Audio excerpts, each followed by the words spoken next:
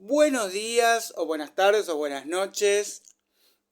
No sé si me están viendo en vivo, coincidimos en lo pequeñito, en los minutos, y no en la hora, ¿verdad? Yo creo que ese detalle le hubiera encantado a Chesterton, que si bien su formación inicial en la escuela no la pasó bien, un señor que yo no conocía me enseñaba cosas que yo no quería saber, disfrutó muchísimo de la pintura. Y vamos a hablar de Gilbert Keith Chesterton, GK para los amigos. Chesterton, que es una figura enorme, colosal, inmensa, literalmente era un tipo gordísimo, gigantesco. Muchas anécdotas con eso. Vamos a empezar con esto, ¿no? Porque cuando murió causó un hondo pesar. Vamos a empezar a sacarlo de encima las cosas así que primero vienen a la mente, también para atraer al público que se está empezando a sentar en las butacas. Era tan corpulento que una mujer le preguntó, "Why aren't you on the front?" ¿Por qué no fuiste al frente? Y él dice, bueno, si te pones a mi costado te vas a dar cuenta que estoy en el frente. Bueno, varios juegos de palabras son intraducibles. Voy a recordar los que son, los que admiten el paso al castellano. Hay que decir que si ustedes leen inglés, tienen que leerlo en inglés. Está lleno de juegos de palabras magníficos, pero no retruécanos, casuales, ni mucho menos estos sentidos como el profunda etimología, el guión heideggeriano. No, simplemente diciendo que los sofisticados están muy cerca de ser sofistas, cosas muy... Él juega mucho con el sentido común.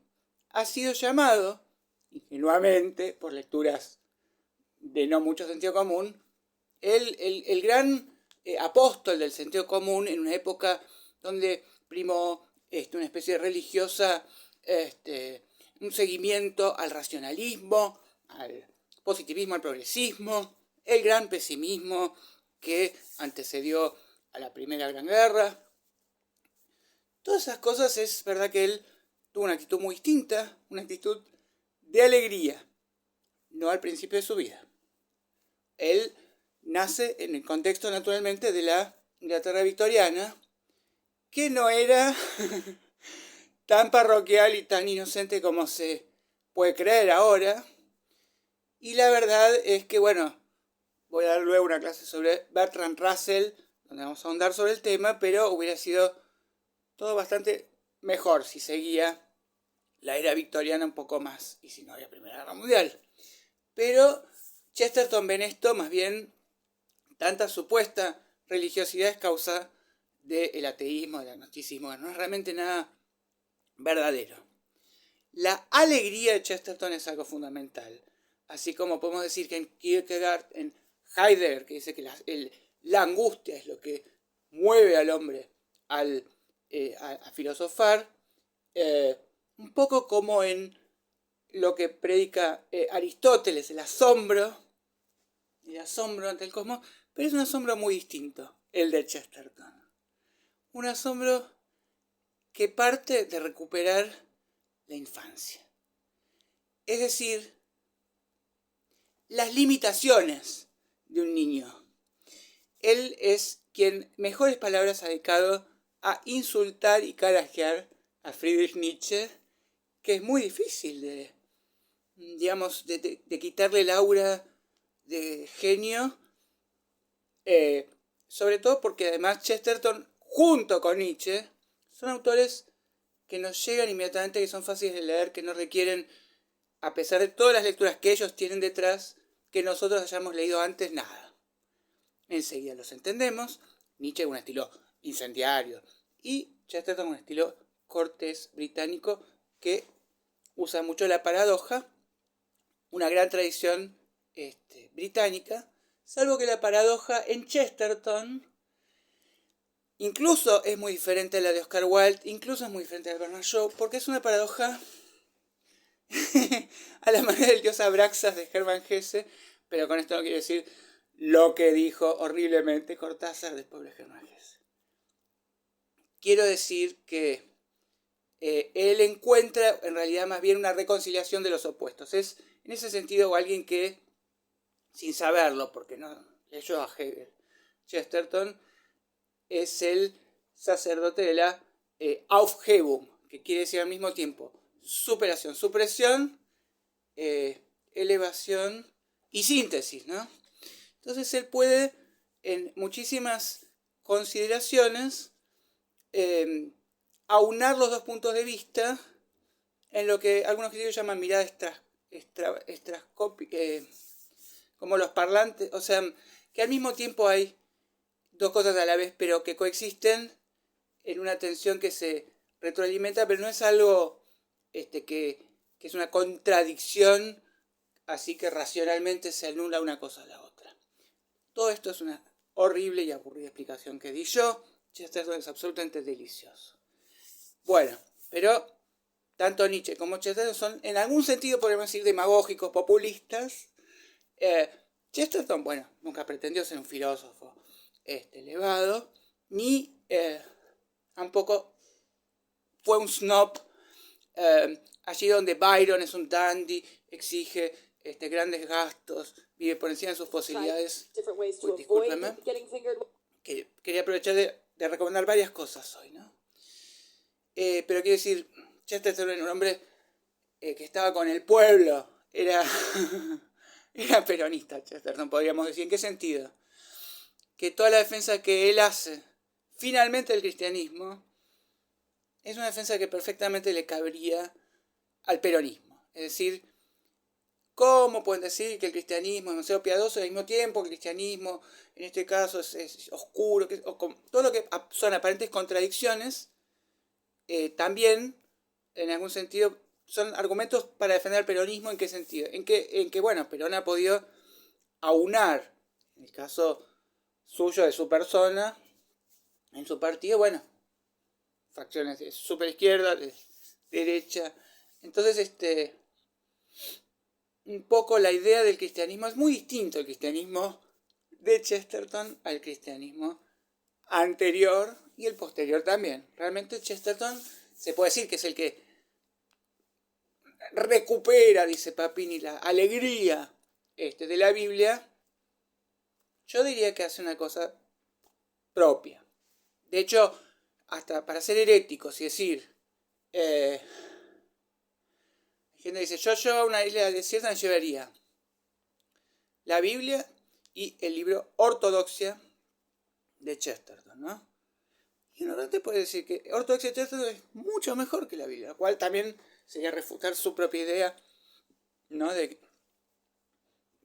toda la validez que le da la antigüedad al cristianismo, que si fuera por eso, digamos, tendría que hacerse judío. Y sería también, es como decir, bueno, en realidad Néstor Kirchner tenía que decir que actúa en nombre del peronismo, pero era mejor que Perón, su gobierno. Entonces, decir esa herejía nos llevaría muy lejos. Bueno, vamos a empezar rápidamente con una muy pequeña biografía, porque la verdad es que hasta en el propio libro, la autobiografía de Chesterton, que ustedes les voy a decir ahora, normalmente nunca muestro los libros, ni las ediciones, ni las mejores traducciones, pero lo llamé a Marcelo Rodaef, a Rudy, que es, quizás ustedes lo sepan, el que hace los cuadritos de página 12. Le dije, estoy por hacer un curso de humor, ¿me lo podrías promocionar en Sátira 12? Me dice, mira, yo sé que sos mi primer fan, que sabes cada detalle de mi vida. Hace 17 años que no estoy más en Sátira 12. Pero bueno, sí, obvio que te ayudo, te quiero apoyar, decime. Digo, bueno, es un curso sobre, yo voy a dar Mark Twain, Oscar Wilde, que yo, copado, buenísimo. Chesterton, ¿quién? Chesterton. No lo conocía. Ya, me interesa, ¿no? Pero hay que explicar bien lo que vas a hacer, si te va a llenar de boludos millennials que quieren hacer stand-up. Chesterton, me interesa. Entonces yo descubrí que muchas personalidades geniales de nuestro país no conocen a Chesterton. Hay uno que sí. Como todavía hay nacionalismo, empiezo por ese detalle argentino, porque cuando expliqué la noción estocástica de la historia, que no deja de ser determinista, que no deja de tener un historicismo, un sentido de la historia, en Foucault dije, bueno, él se inspira en el método de creación de poesía del vanguardista Raymond Roussel. todos bostezaban, a nadie le interesaba. Y de pronto digo, cuyo discípulo argentino es... ¡Ah, argentino! ¿Quién es? César Aira. ¡Ah! Entonces, para no ser menos, vamos a recordar que crímenes imperceptibles... A ver, creo que lo presté, pero bueno, ustedes seguramente oyeron hablar de un matemático novelista que se llama Guillermo Martínez. En el capítulo 25, él explícitamente le agradece la inspiración a Chesterton. De manera que, aunque solo sea por este motivo patriótico, debemos interesarnos en Chesterton. Por supuesto, si Guillermo Martínez lograra todo lo que él quisiera, Argentina, digamos, la internacional comunista, no habría más naciones, etc. Bueno, yo, digamos, normalmente tomo de un autor cosas originales, vinculo ese autor con cosas que no se esperaban, y no voy a dejar de hacerlo, pero siendo este autor tan desconocido, algunas de las viejas maneras de dar clases, estructuradas, informativas, expositivas, voy a tratar de que sea poco plomo, pero la clase esa que yo me veo un poco llamado a dar, quizás, digamos, es una clase que puedan encontrar en YouTube y que la haya dado otro, porque es la manera enciclopédica de dar clases usual. Yo no la encontré, la busqué y busqué lo que encontré. Hay un grupo de españoles que son devotos por el catolicismo, muy devotos de Chesterton, no dicen nada de su valor literario. Un grupo político de activistas, porque es así, Chesterton como polemista, él se basa en una encíclica papal de León XIII, o sea, del Papa, que ofrece el distribucionismo como tercer vía histórica, ¿no? Y capitalismo. Entonces, ellos lo desarrollan, lo postulan con Hilaire Belloc, que durante mucho tiempo fue como su compañero de periodismo. Por eso habla Kundera, el monstruo Chester Belloc, por eso lamenta Borges también esto. Pero bueno, Hilaire Belloc, yo no creo que haya, no digamos eclipsado porque era menos brillante, sino en algún sentido disminuido la estatura intelectual de Chesterton, para nada. Era muy ingenioso. Se le ha olvidado ahora porque, bueno, no ha hecho realmente obras que trasciendan a su tiempo, pero era muy, muy ingenioso. Le reprocharon que tenía una visión, que él era un provinciano, le dijeron. Y él respondió, se ve que usted nació en toda Europa. Y es una respuesta bien de Chesterton. Chesterton dice, los intelectuales buscan el infinito y no se quedan con... ¿Qué es lo más lindo de un cuadro? Empecemos por esto. Chesterton, como señaló Borges, es tan pictórico, está lleno de imágenes y de metáforas vinculadas a la pintura, ¿no? Dios no nos dio el cuadro, Dios nos dio la paleta. Cada uno tiene que forjar sus propios valores, pintar su propio lienzo, ¿no? Tiene un bellísimo poema, el poema favorito de Martin Gardner, que difunde matemáticas, pero que su último libro, The Whys of... Los porqués de un escriba filósofo. Este es un libro que tiene edición castellana muy buena, de Alianza. Él cita varios poemas que le gustan mucho de Chesterton. Por supuesto, Lepanto, que tiene la gran virtud de ser un poema que elogia a un enemigo de Inglaterra. Imagínense un gran poeta argentino, que no sea Milei, elogiando la valentía de los Gurkhas en Malvinas. Uno que es muy hermoso, en realidad mucho más hermoso que este que estamos por citar, es lo mejor que yo leí a favor de la vejez, ¿no? Por más que salieron varias cosas, está de Senectute, de Bobbio, está El as en la manga, hay una serie de descubrimientos de neurofisiología, de todas las cosas buenas que surgen con la vejez. Borges tiene un elogio a la vejez, pero que no le sirve a nadie. Así como Bertrand Russell dice, sí, durante esta era victoriana yo estaba muy afligido, me sentía muy mal, con un sentido del pecado muy fuerte, pero a pesar de mis ganas de suicidarme no me suicidé, porque tenía curiosidad, quería seguir aprendiendo más matemáticas. Yo no creo que si alguien está por tirarle un puente, vos vas a decir, mirá, te faltó el último teorema de Fermat y ahora la síntesis de la teoría de las cuerdas. Tipo, se mata más. ¿Cuántos japoneses se suicidaron por exámenes de matemáticas? O sea, no es un argumento extrapolable más que a él. Solo a él le sirvió. Bueno, de similar manera, iba a decir algo sobre Chesterton. Tengo tanto para decir. Quiero meterme tanto en la cabeza, como dice él, que él está en contra un poco de ese racionalismo. Él critica, por ejemplo, el espíritu puramente analítico.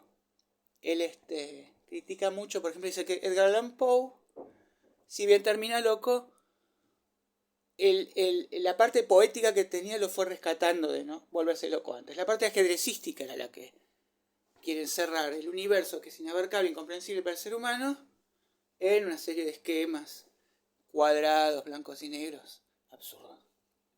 Bueno, el poema de Borges, que defiende a la vejez, le servía mucho a Borges. ¿Por qué? Porque una de las cosas que le agradece es el animal ha muerto, casi ha muerto. Es decir, toda la parte con fuerza hormonal, gracias a Dios, ya no nos molesta, ¿no? O sea, ya no estamos poseídos del deseo de poseer a, bueno, las horribles novias, las abominables. Era ciego, pero ciego. El amor es ciego, pero Borges en el amor era ciego. Y sin embargo, sufría. Entonces está bien, en el caso suyo, es un enorme alivio, lo que él llama incluso que se puede esperar la serenidad, que no se logra la felicidad, pero sí la serenidad, y la serenidad quizás es la única felicidad. Bueno, todas esas cosas son ideales para Borges. Nosotros, si no para eso somos estoicos, no existió el catolicismo, chao. Si te gusta, si te conformas. Borges no fue feliz de joven y de anciano logró muchísimo. Entonces está bien eso, pero no es un argumento universal para defender la vejez. Mientras que Chesterton sí tiene uno. Voy a envejecer para muchas cosas, pero nunca para la sorpresa. Es un poema bellísimo. Esta clase, llevamos 17 minutos, todavía no dije nada. Voy a tener que pedirles que en comentarios, en todo caso, o bien me pidan que brinde otra clase así por video específica sobre los temas que les han interesado, o que se inscriban en mi curso de literatura inglesa, donde vamos a ver también a Bernard Shaw, que es irlandés, pero digamos de literatura en lengua anglosajona, británica también, porque no vamos a ver ahí norteamericanos, pero un poco sí, porque digamos Chesterton tuvo una gran influencia. ¿De quiénes? ¿Quiénes se nota que le influyeron? Evidentemente todo lo que es su formación bíblica, él fue bautizado como anglicano, lógicamente, por una familia que, digamos, mucho más que por la férula anglicana, era la férula del convencionalismo, o sea, eran ateos. El padre, al que llamaban Mr. Ed, tenía los dientes. En fin, empieza siendo anglicano, finalmente, como todos sabemos, hace su conversión al cristianismo, que es como una de las grandes escándalos, como la convención del padre Newman, ¿no? Pero bueno, ya llegaremos a eso y no es tan importante. ¿Quiénes son autores que influyeron en la manera de pensar y de escribir de Chesterton? Santo Tomás, la manera de razonar, él es como un Sócrates en un sentido, él todo lo busca repensar y polemizar, y todo de tratar de mostrar el mundo con extrañeza, con ojos de Adán, pero a ese asombro él le agrega lo más importante de todo, que es la sensación de agradecimiento, de gratitud, ¿no? Para él el mayor de los pecados es la ingratitud. Y frente a preguntas teológicas que él recupera, retoma y las contesta, bueno, por ejemplo, la famosa pregunta, ¿cómo puede existir el dolor? cómo un Dios ha creado el dolor. Él dice, no sé cómo preguntan eso, o sea, no saben cómo existe nada y preguntan por el dolor. ¿Por qué no preguntan al revés? ¿Por qué no preguntan cómo existe el placer? ¿Cómo existe comer cosas tan ricas? ¿Cómo existe poder abrazarse? Y es realmente un festejante, un celebrador de la vida. Un celebrador, pero nada ingenuo, no es kitsch, no es cursi en ningún momento. Justamente él, ¿cómo empieza su carrera, digamos, en el credo? Empieza siendo un polemista agnóstico, peleándose con todos los creyentes. Y luego se hace oscurantista. Pertenece dentro de toda su angustia, de sus sentimientos de pecado, decide esotéricamente abrazar, se va con una, digamos, secta satanista, ¿no? Donde realmente, digamos, quiere hundirse hasta lo más profundo de la oscuridad. Porque esto también ha sido muchas veces observado. El creyente es el que realmente puede asumir que es normal el infierno, que existe y que es normal la mayor de las oscuridades y la mayoría de las torturas y pesadillas. Pero hay una redención. Chesterton no era igual, por más que fue en ese momento, digamos, oscurantista, nunca dejó de ser una persona tan afable, ¿no? Esa cheerfulness que a Kafka le molestaba. Kafka amaba a Chesterton, fue uno de sus autores favoritos. Se notan mucho las influencias de Kafka, de Chesterton en Kafka, en las temáticas. En algunas parábolas, pero después en el estilo no, porque el estilo es completamente breve en Kafka, y tampoco en las conclusiones, ¿no? Pero muchas veces abordan el mismísimo tema, tienen la mismísima idea, por ejemplo, con el Pozo de Babel, que tiene que ver con todo el interés por el lenguaje que muestra Chesterton, contra, por ejemplo, la idea de Flaubert, del émot juste, ¿no? De una vez hallada la palabra poética de ser repetida. No hay palabra justa. Un grupo de gruñidos que hemos más o menos improvisado no llega a dar cuenta de todas las... Y parece una refutación, como lo dice, es tan hermoso.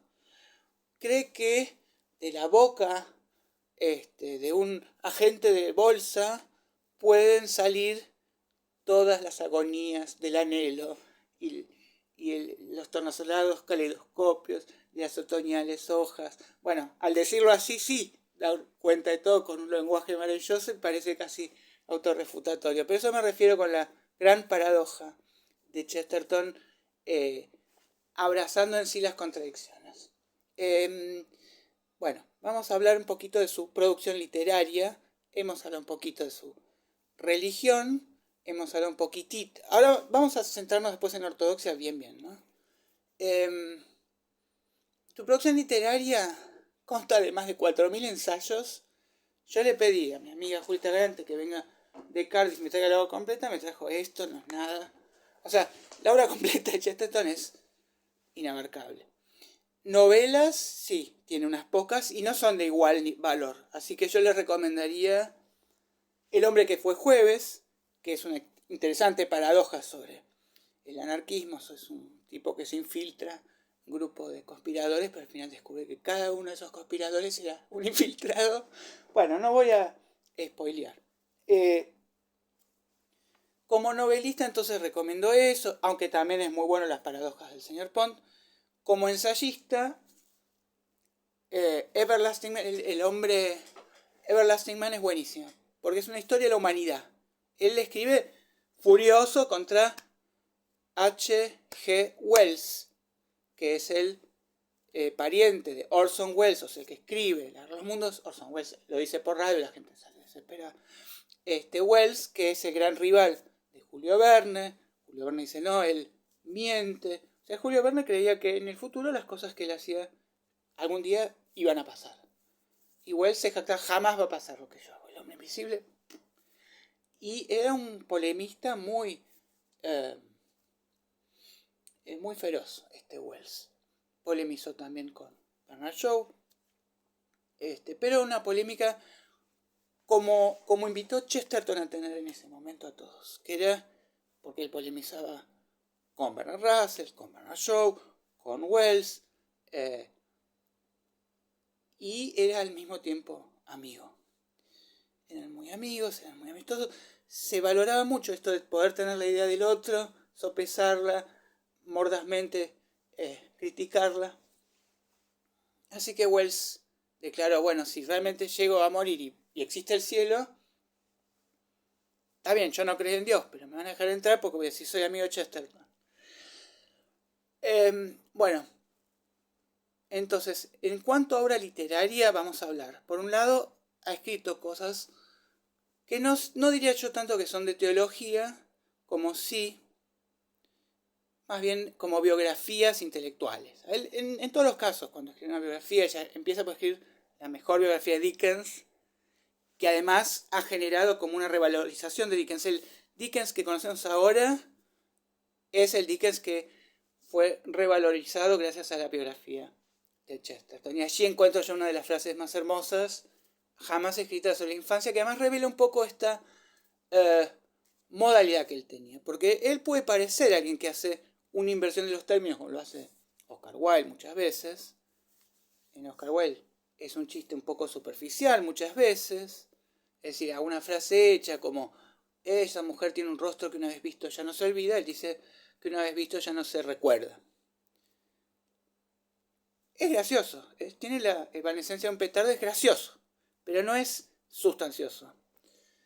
Chesterton dice, en la biografía de Dickens, donde habla de la infancia, la infancia puede ser épica, puede ser lírica, puede ser romántica, pero también es la etapa en la que estamos completamente desesperanzados. Y el fin de un pequeño episodio es el fin del mundo, nos ahogamos en un vaso de agua.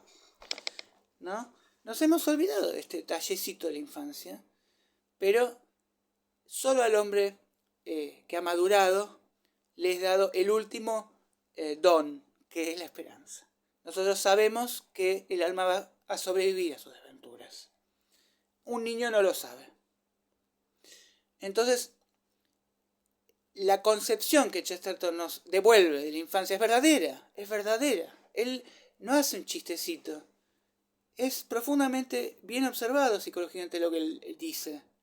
Está bien, va en contra de los convencionalismos, pero no es un provocador que busca un efecto. Él realmente siente esto, pensó esto, y de hecho el haber podido como pensar en su propia infancia como un ideal para la vida y para sentirse agradecido como un niño, con un interés entusiasta como un niño, es prácticamente esa su verdadera religión.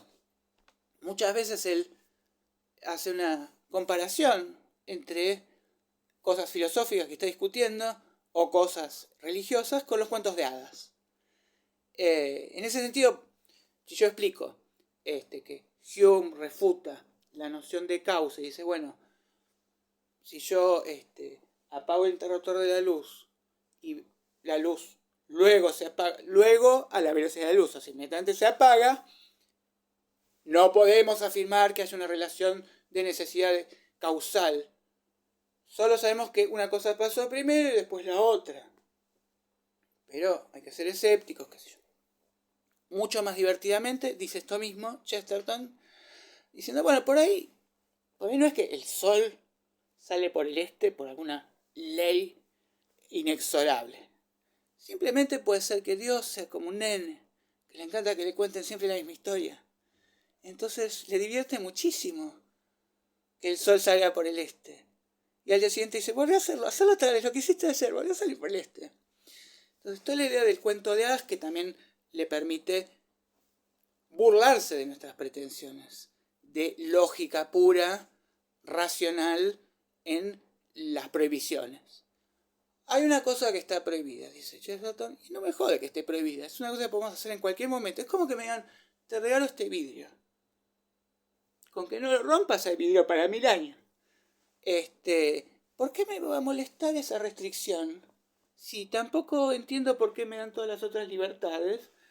si no se entiende nada, si nada tiene lógica, y entonces, hablando de los cuentos de hada, que parece entonces, bueno, este tipo, ¿qué carajo sabe? La vida real no tiene calle, lleva al buen camino, por ejemplo, él no conoció a Arthur Koestler, es muy posterior, pero en una excelente autografía que aprovecho de recomendar a Arthur Koestler, cuenta un episodio traumático, que los padres engañándolo, los llevan y unos enfermeros con guantes enmascarados le quitan las amígdalas brutalmente, y desde entonces él quedó traumado, y él antes era un nene puro, inocente, y desde entonces conoció que el mundo está lleno de lobos y de ferocidad. Chesterton le hubiera dicho, no, nadie te metió eso nacemos con eso, salvo, bueno, que seas Rousseau y que creas en el salvaje. Nacemos, todo niño tiene pesadillas. El cuento de hadas toma esas pesadillas, no las inventa, no las impone, pero dice, finalmente el héroe mata al dragón, finalmente triunfa el bien. Entonces, encausa hacia el final feliz y hacia la esperanza y redención, educa para llegar a la madurez, que es la esperanza, ¿no? Es decir, que la posibilidad de valorar lo que nos fue dado es la posición adulta, y en ese sentido él realmente logra enormes críticas divertidísimas contra los más encumbrados pensadores, realmente mostrándonos que son infantiles, pero no en el sentido de la niñez que él recupera, sino como inmaduros, como llorones, ¿no? Y bueno, de Nietzsche tiene estos ataques que son brillantes, son muy graciosos. Nietzsche escribe cosas sobre la guerra, buenísimo. Pero me hizo acordar a Tolstoy, que además me hizo acordar a Juana de Arco, que dirigió el ejército. En cambio de él, ¿qué sabemos? Por ahí le tiene miedo a una vaca, no sabemos. Muy divertido. Escribe una cosa contra el superhombre desopilante.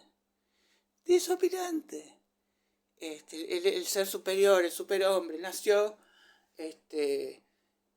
¿Dónde está? Lo podemos ver. No, lamentablemente una brisa de viento lo mató. No resistió. Era de una ferocidad muy divertida al escribir.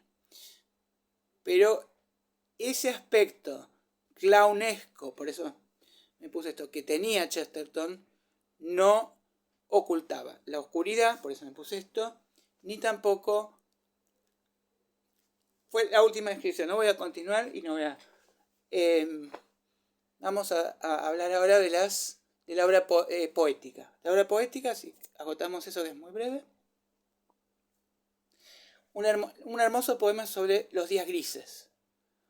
El día gris en realidad es el día que permite que resalten todos los otros colores. Es bellísima la manera de valorar lo que nadie valoraría usualmente, pero que una vez que él nos mostró esa llave, realmente existe. Bueno, tiene muchos ensayos. Yo creo que podríamos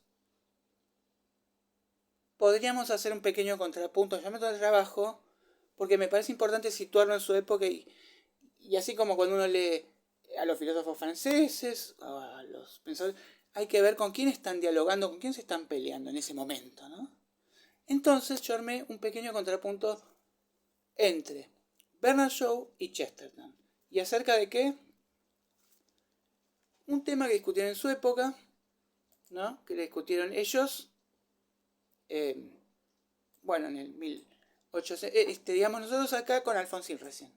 Por ejemplo, el divorcio, ¿no? Que hasta Torán y todos van a ir al infierno ahora, porque la iglesia... Pero ellos, en ese momento, si bien yo lo he tomado esto de libros diferentes, ellos no están dialogando entre ellos, pero están con el tema que está en el momento en el aire. Y me parece que es importante, sobre todo, que si nunca leyeron a Chesterton, a diferencia de todas las clases que doy usualmente, esta vez es imprescindible que oigan la voz de Chesterton, que conozcan el sabor de Chesterton. Entonces, vamos, sería así. Aquí, yo lo que les sugiero, antes de salir a comprar desesperados a la calle un libro de Chesterton, pueden googlear, porque se han rescatado un gran aforista. Entonces muchas de sus frases brillantes se pueden leer como frases sueltas. A mí me deleita leer lo que sea. O sea, si me dicen que salió un libro sobre lo que opinó Chesterton acerca de cómo preparar la mostaza, lo compro. Porque él nunca se limita a ese tema, sus direcciones nos sorprenden. Y a veces mientras está diciendo, bueno, en realidad conviene comprarse una estufa no de tiro balanceado que tiene monóxido de carbono, no estas de mica que gastan cualquier electricidad y que no te calientan tan 8 horas. Digamos, es más barato el gas, pero conviene siempre, por supuesto, el aire acondicionado, que es un aprovechamiento inteligente de electricidad, donde para el frío hace una cosa, funciona como un heladero. Mientras está explicando eso, en un momento dice, porque bueno, si no uno tiene calor, como tiene calor aquella persona que ignora que en realidad su propio sentido del pecado no va a reparar el daño que ha causado, sino que le va a brindar como una sensación engañosa en la cual tiene la buena conciencia de sentirse con mala conciencia, y con eso no hacemos nada. Entonces, esta es una sabiduría increíble. ¿Y cómo lo da así por sentado? ¿Y de dónde lo sacó? Y no sé de dónde lo sacó. Está lleno de sabidurías increíbles Chesterton. Y vale la pena leerlo porque uno se lo encuentra en cualquier pasaje, en cualquier punto del camino donde uno lo lea. Bueno, a ver, vamos a leer un poquito, un detallecito, ¿no? Sobre las profesiones que exigen un realismo cristalino. Esta es una temática acerca de la cual, por ejemplo, Bertrand Russell dice, es mejor ser científico que ser artista, porque pues si sos artista te puedes engañar, como hace Nietzsche, que es así póstumo, soy un genio igual, nadie me da bola, no me importa. Nadie no puede hacer eso un científico. Bueno, ¿qué dice Chesterton? Dicen, si habéis compuesto una ópera mala, podéis llegar a persuadirlos de que es buena. Si habéis esculpido una mala estatua, podéis creeros mejor que Miguel Ángel, pero si habéis perdido una batalla, no podéis creer que la habéis ganado. Si a vuestro cliente lo han arcado, no podéis pretender que lo habéis salvado. Aquí tenemos sobre el alcoholismo. Bernard Shaw dijo, mi padre en teoría era un abstemio absoluto, pero en la práctica se convertía en bebedor furtivo. Por supuesto, ambas cosas se apoyan en la misma filosofía, la filosofía del tabú. Existe una sustancia mística que puede proporcionar monstruosos placeres o acarrear castigos monstruosos. El dipsómano y el abstemio no solo están equivocados los dos, ambos cometen el mismo error. Los dos consideran al vino una medicina, una droga y no una bebida. Y él realmente tomaba cerveza, no tomaba vino, era alguien del pueblo. Toda esa crítica que le hacen a Oscar Wilde en la balada de Green Gold, que dice que es rojo como el vino. Está bien, tenía que ser rojo como la sangre y el vino para efectos poéticos. Pero es cierto que alguien como él toma cerveza. Pero bueno, como fluido corporal siempre es mejor para la poesía de la sangre que el pis. Y hablando de eso, yo quería recomendarles, para de alguna manera trasladar el espíritu que anima a Chesterton a la actualidad, hay una stand-upera en Netflix. Si ustedes tienen Netflix, se llama Nikki Glasser. Ahí está. Nikki Glasser. Y el show se llama Banging. Banging. Que sería banging como garchando. Es todo un stand-up dedicado a la filosofía de coger. Y ahí presenta ese asombro imposible, así como cuando en El Día de Adán y Eva vemos que dice, no sé qué le pasó, empezó a sacar agua por los agujeros por donde mira, ¿no? Como el chiste de, ¿qué pasó en tu noche de bodas? No sé, sacó un pedazo de carne, me lo metió, por suerte me podría haber sacado un ojo. Entonces extrañeza imposible, porque tenemos nuestro instinto animal, está muy bien desplegado. Como, bueno, yo pensé que bueno, me lo iba a meter en la vagina para tener hijos, pero parece que me lo tengo que meter en la boca. Pero tengo sentido, papilas gustativas, ¿cómo me lo voy a meter en la boca? Ay, después al final es increíble. Sale una cosa, pero no es... Bueno, y toda esa imposible confusión está muy bien en ese estándar. Habíamos hablado entonces de la afabilidad. voy a leer unos pasajes breves de Chesterton como para continuar, ¿sí? Entonces, es grotesco beber cerveza, pero también es grotesco beber agua mineral Levite. Lo grotesco está en llenarse a sí mismo como a una botella por un agujero. Es indecoroso andar tambaleándose por causa de una borrachera, pero el simple acto de andar es bastante indecoroso. Si al sostenerte sobre sus patas traseras está en postura artificial, es que como los perros o pide algo o da las gracias, tiene muchos escritos donde él dice, es terrible morir, qué sé yo, en San Juan, porque te desvaneciste siendo una turista alemana. Pero más terrible que ese hecho es morir en general, el hecho mismo de morir, ¿no? Es muy curioso tener una nariz en forma de berenjena, pero el hecho de tener una nariz en general es más curioso aún. Bien. El socialismo es, como todo el mundo sabe, la propuesta de que la nación sea dueña de toda la propiedad para que se pueda distribuir más honradamente. Esta proposición se apoya en dos principios irrecusables. Primero, que las horrorosas calamidades humanas exigen la inmediata ayuda humana. Segundo, esta ayuda debe ser colectiva. Si naufraga un barco, preparamos una lancha salvavidas. Si incendia la casa, organizamos su extinción. La única protesta posible es la de indicar que es muy chocante que tengamos que tratar a una nación normal como algo excepcional, como si fuera una casa incendiada o un naufragio. Entonces, destroza las metáforas, es brillante. También hay que reconocer que no abrazó causas que tuvieron razón siempre. Por supuesto, él era antidarwinista, argumentos muy, muy graciosos. Y uno de ellos, realmente interesante, describe al hombre prehistórico sin ninguna continuidad con los animales por el arte rupestre. Ningún animal hizo arte. Entonces, todo este argumento del alma y todo esto está bastante bien ahí. Bueno, todo hombre debe obrar como si fuese el primer hombre creado. En resumen, debemos preocuparnos siempre por aquello que más conviene a nuestros hijos. No debemos aceptar ni una sola indicación ni método empírico de nuestros padres. ¿Creen algunos que ese anarquismo del lugar a que el hombre pisotease poderosas ciudades en su locura? Yo creo que le haría andar por la calle como si caminara sobre cáscaras de huevo. No creo que este experimento del oportunismo terminara en frenético libertinaje, sino en una helada timidez. Bueno, es realmente interesantísimo, pero hay muy poco tiempo. Entonces vamos a pasar ahora a una parte de una polémica. Al filósofo moderno que guste lo infinito, yo le daría una hoja de cartón a ver qué hace con ella, a ver si recorta como hago yo. La vasta filosofía griega encajó más fácilmente en la pequeña ciudad de Atenas que en el imperio persa. En las estrechas calles de Florencia sintió Dante que había lugar para el purgatorio y para su infierno.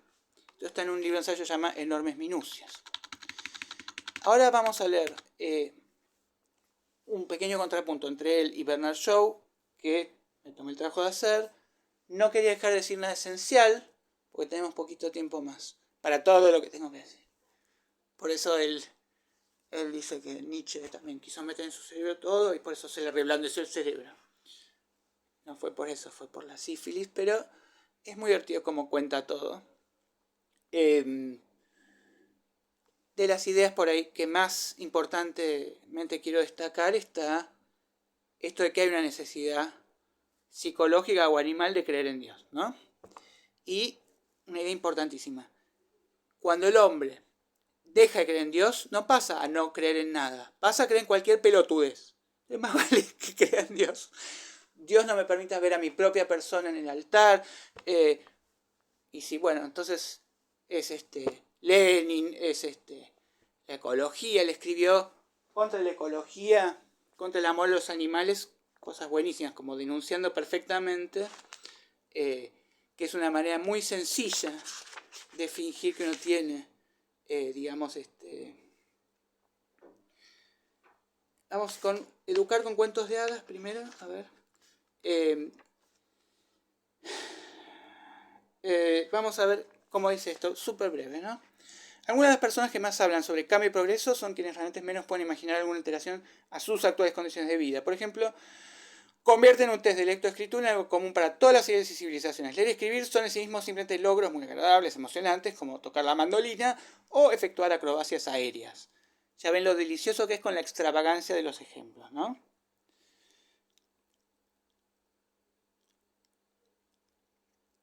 Ciertos logros constituyen una moda generalizada en un momento, en otro momento son logros distintos los que prevalecen. En nuestra civilización casi todos saben leer, en la civilización sarracena casi todos sabían cabalgar. Pero la gente aplica con persistencia el test inglés de las 3 R's, o sea, reading, arithmetic, ¿no? O sea, matemática es arithmetic y writing, que se empieza con doble, pero en la manera. A toda la historia humana. La gente dice escandalizada. ¿Sabe usted que en la Edad Media no se podía encontrar un caballero entre 10 que supiera firmar? Esto es equivalente a escandalizarse por un caballero medieval exclamar con horror. ¿Sabe usted que entre los caballeros del reino de Eduardo VII ni uno de cada 10 sabía cómo lanzar un halcón al vuelo? O, hablando más estrictamente, si como un caballero medieval expresara su sorpresa que un caballero moderno no supiera embrazar su escudo. El alfabeto es un conjunto de símbolos arbitrarios. Las figuras de la heráldica son otro conjunto de símbolos arbitrarios. Siglo XIV todo caballero conocía este, en el siglo XX este otro. El primero de los caballeros tan ignorante por no saber que gato se letrea G-A-T-O, como el segundo de ellos lo es por no saber que la cruz de San Andrés se llama una cruz soutière o los colores sinoples o gules pertenecen a la mala heráldica. Bueno, nada futuro. Nada más. Vamos a esta parte. En otro día vi en el diario un sorprendente ejemplo de esto. La duquesa de Somerset había ido a un internado donde a los niños se les enseñaba cuentos de hadas. Y luego había ido a un consejo de tutores. En alguna parte les dijo que los cuentos de hadas están llenos de estupideces. Era mucho mejor hablarles a los chicos de Julio César y otros grandes hombres. Vemos aquí una completa incapacidad para distinguir entre lo normal y eterno por un lado y lo anómalo y accidental por otro. Los consejos de tutores son algo accidental y anómalo. En última instancia serán consumidos por la ira de Dios. Los consejos de tutores son anómalos. Espero que finalmente encontremos una forma más sólida de educación democrática. Las duquesas son algo anómalo, son el producto peculiar de la combinación de la vieja aristocracia con la nueva mujer. Pero los cuentos de hadas son tan normales como la leche o el pan. La civilización cambia, pero los cuentos de hadas no cambian nunca. Algunos detalles de los cuentos de hadas nos pueden parecer raros. Su espíritu es el espíritu del folclore. El folclore es, en una traducción estricta, la expresión alemana que se utiliza para designar el sentido común. La ficción y la fantasía modernas y todo este mundo alocado en el que vive la duquesa de Somerset pueden describirse con una sola frase. Su filosofía significa cosas ordinarias vistas por gente extraordinaria. Recordemos este falso amigo de ordinario, common y ordinario. O sea, cosas comunes vistas por gente poco común, no ordinaria en el sentido grosero. El cuento de hadas está lleno de salud mental. Puede ser más sano un cuento de hadas al referirse a un dragón de 7 cabezas de lo que puede ser la duquesa de Somerset hacer con consejo de tutores. Bueno, sigue. Si abolim, entonces sigue, se recalienta. Dice, Julio César fue alimentado con leche y cuentos de hadas. No llego a decirles todo lo que les voy a recomendar. Si lo pueden leer en original, Ortodoxia es un libro que realmente no es una defensa ortodoxa del cristianismo. Dice ahí que hay que defender el cristianismo porque es inverosímil. Entonces es exactamente como cuando Einstein defendió el judaísmo diciendo que es el mínimo de misticismo, 1. Pero bueno, la iglesia ama este libro. Hay varios ensayos, excelentes biografías. Recomendación, la mejor biografía de Bernard Shaw la escribió Chesterton, de Browning, de Santo Tomás de Aquino.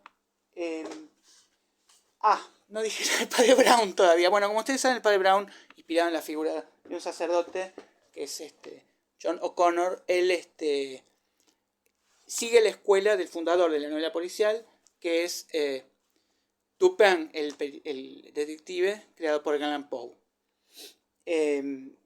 que es racionalista y no es empirista, ¿no? ¿En qué sentido? Que Sherlock Holmes está con una lupa, examina todo, lo toca, lo mide y lleva una ventaja sobre el lector. Y muchas veces en los cuentos de Sherlock Holmes nos sorprende, porque me di cuenta porque él encontré una huella de una hebra de tabaco para pipa que solo se vende en las tiendas egipcias, ¿no? Nunca pasa esto, porque además no es alguien que está con la lupa, sino que se mete en la mente del otro que comprende conceptualmente. Entonces, Padre Brown, una figura excelente, hay 40 episodios. La inocencia del padre Brown, los relatos, el regreso. Muy, muy interesante, muy hermoso, muy bien escrito. Tiene, por ejemplo, una cargada a Wells, habíamos dicho, donde aparece... Se llama El hombre invisible, como y es un inventor, tiene una especie de marionetas, de robots, que se sugiere siempre la solución sobrenatural, que lo mataron ellos. Finalmente, bueno, les cuento una sola, ¿no? Para que vean lo genial que es. La solución era que lo mató el cartero. Y se lo llevó en su saco de cartas. Nadie lo vio, es parte del paisaje, es el hombre invisible, invisibilizado el cartero. Tiene muchísima filosofía. En El ojo de Apple tiene una que es que el tipo se niega a sacarse la peluca porque tiene pelo abajo. Es genial, genial como policial. Ay, tantas cosas, me quedan en el tintero. Lo que está mal en el mundo, un libro de ensayos, ¿qué pasó? Hay unos chicos jodiendo, entonces él baja y dice, por favor, esto lo cuenta él, lo inventa él. Por favor, no hagan quilombo, que Chesterton tiene que... Escuche, Chesterton no puede escribir. Dice, sí, sabemos que no puede escribir, tratamos de leer sus libros horribles, nos duelen los ojos. No. Chesterton en este momento le está haciendo lo que está mal. Bueno, en inglés son juegos de palabras difíciles de traducir. Vamos a ver. La mejor biografía de Chaucer. La mejor advertencia sobre lo que iba a hacer Hitler en su momento, el armisticio. La Tierra de los Colores, que habla de su amor a las pinturas. Acá pueden ver quizás algunos dibujos hermosos que él hizo. Bueno, vamos a tener que dar otra clase. No hay tiempo. Bueno, lo esencialísimo de Chesterton. Vamos a hacer así. Yo voy a el debate que hay con Bernard Shaw, lo voy a subir a una página. Pero bueno, en el divorcio dice, el hombre desafortunado que no puede soportar a la mujer, que entre todas las mujeres él eligió, ahora, lejos de animarlo para que vuelva a reunirse con ella y procure tolerarla, se le anima a que elija otra a la que con el decurso del tiempo podrá aborrecer igualmente. El desenfreno... A ver, vamos a ver rápidamente. Hay que preguntarse si ser libre incluye la libertad de encadenarse a sí mismo. ¿No? Él dice que la guerra de los sexos no es como cualquier... Ahí está. Se ha lanzado con gran alarde de banderas y procesiones la idea de un levantamiento general de las mujeres contra los hombres, como si se tratara de una revuelta de vasallos contra sus señores, de negros contra negreros, irlandeses o ingleses, como si de verdad tuviésemos por cierta la excelencia de la legendaria nación de las Amazonas. Un inglés no tiene por vacía su casa o tétrica si no la comparte con un irlandés. Un blanco no sueña ni aún en sus más exaltados momentos de juvenil romanticismo con la perfecta belleza de un negro. Un magnate de la industria rara vez dedica poemas a la fascinación personal del sereno en su fábrica. Los levantamientos contra cualquiera de las demás relaciones son razonables, a veces inevitables, porque estando originalmente fundados en la fuerza o en el interés personal, puede darse por finito el contrato que dictó el egoísmo. Pero el amor de una mujer y un hombre no es una institución que pueda abolirse, ni un contrato que pueda terminarse.